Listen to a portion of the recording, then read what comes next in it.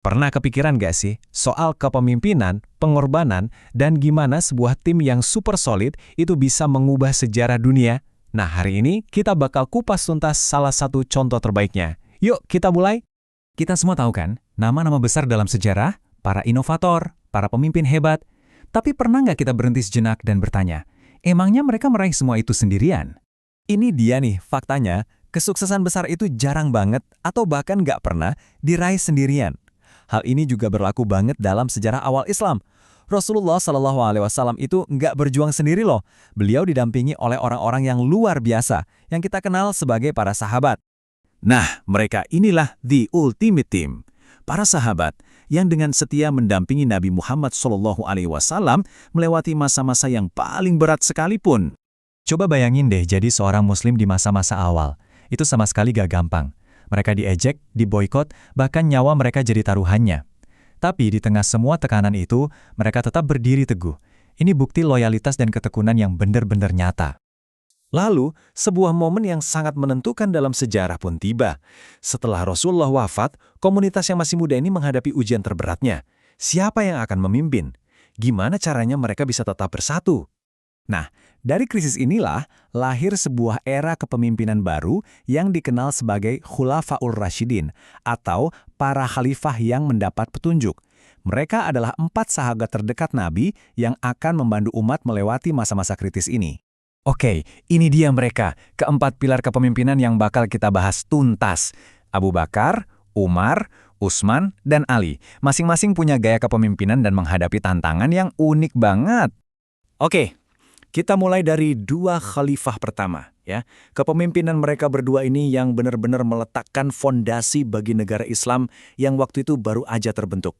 Peran mereka berdua ini kayak kepingan puzzle yang saling melengkapi dengan sempurna. Abu Bakar datang pas di saat krisis untuk menyatukan kembali barisan. Lalu setelah kondisi stabil, Umar melanjutkan dengan membangun sistem dan struktur yang kuat. Contohnya, beliau mendirikan diwan atau semacam dewan negara yang ngatur administrasi.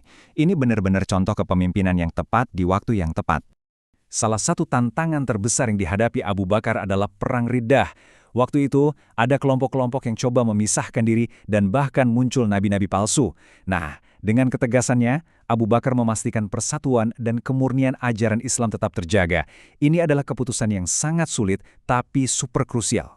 Jadi kalau kita rangkum, fondasi ini dibangun di atas 2 pilar utama, loyalitas dan ketegasan dari Abu Bakar, serta keadilan dan kepedulian yang mendalam dari Umar.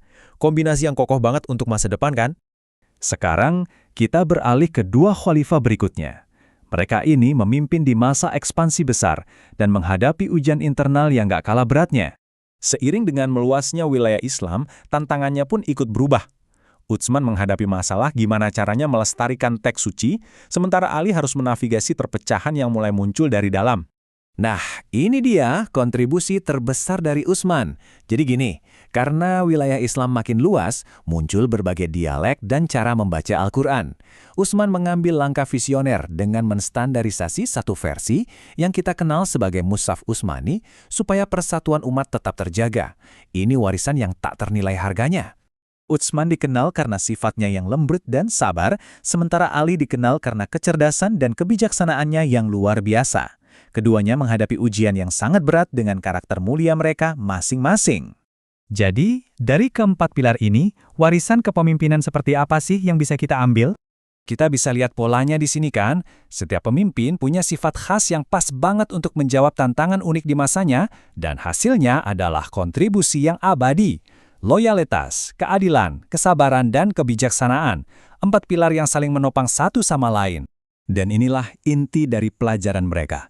Bagi keempatnya, kepemimpinan itu sama sekali bukan soal kekuasaan, tapi tentang amanah, sebuah kepercayaan suci untuk melayani, menegakkan keadilan, dan mengabdi kepada umat.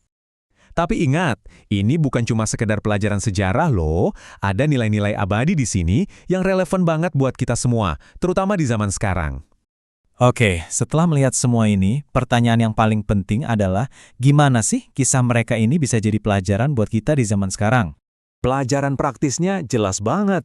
Kisah para sahabat ini ngajarin kita buat setia pada prinsip berani, dan konsisten. Dan yang paling penting, mereka ngingetin kita bahwa kita nggak bisa mencapai hal-hal besar sendirian. Kita butuh tim, kita butuh sahabat, dan kita butuh orang-orang yang bisa diandalkan. Pada akhirnya, kisah mereka adalah sebuah undangan buat kita semua untuk merenung. Mereka telah menuliskan kisah kepemimpinan mereka dengan tinta loyalitas, keadilan, kesabaran, dan kebijaksanaan. Pertanyaannya sekarang, kita mau menuliskan kisah kita sendiri dengan tinta apa?